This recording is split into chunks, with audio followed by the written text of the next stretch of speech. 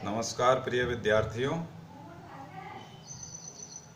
कोटा विश्वविद्यालय कोटा के अंतर्गत निर्धारित पाठ्यक्रम में बीए पाठ द्वितीय प्रश्न पत्र वैदिक साहित्य के अंतर्गत हम ऋग्वेद के अग्नि सूक्त का अध्ययन कर रहे हैं।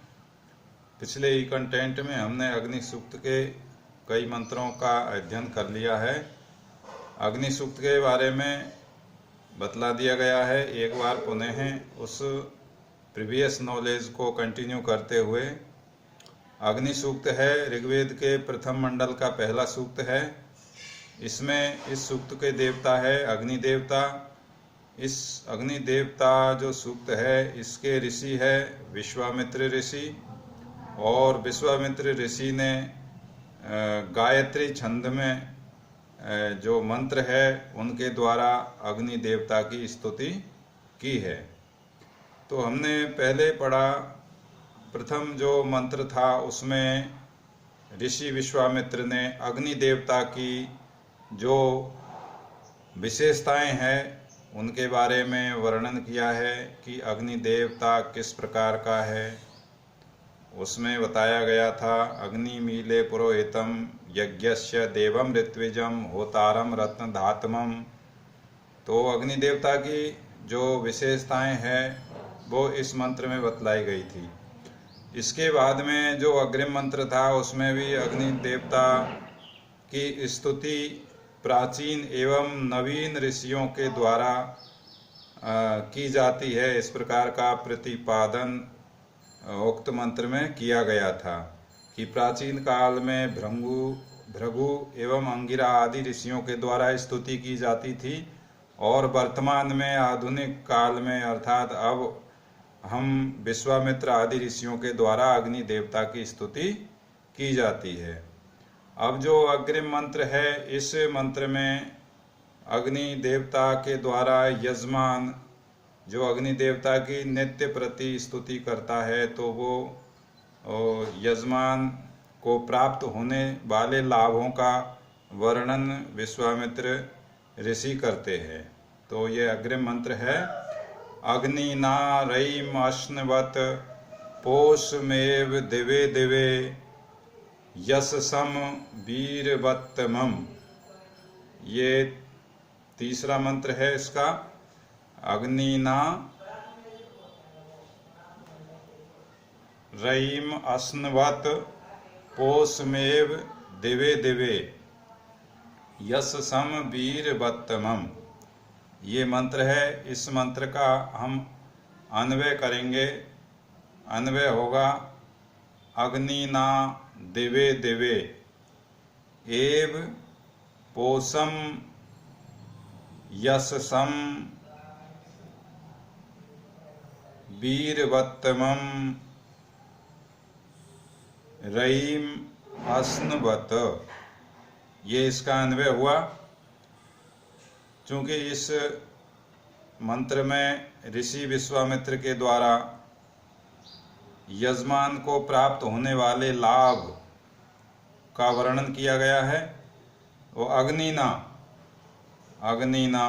स्तुति किए जाते हुए अग्निदेव से स्तुति की, अग्निना स्तुति किए जाते हुए अग्निदेव से यह यजमान दिवे दिवे दिवे दिवे दिव शब्द है। दिव शब्द की सप्तमी विभक्ति के एक वचन में दिवे शब्द बनता है, और उसको नित्य विप्सया जो सूत्र है अष्टाध्यायी में व्याकरण का, उससे दिवे शब्द को द्वित्व होकर के दिवे दिवे अर्थात दिन प्रतिदिन, अर्थात यजमान प्रतिदिन या निरंतर पोषण को प्राप्त करता हुआ, यशसम दान आदि दिव्य गुणों के यश को प्राप्त करता हुआ, वीरवत्तमम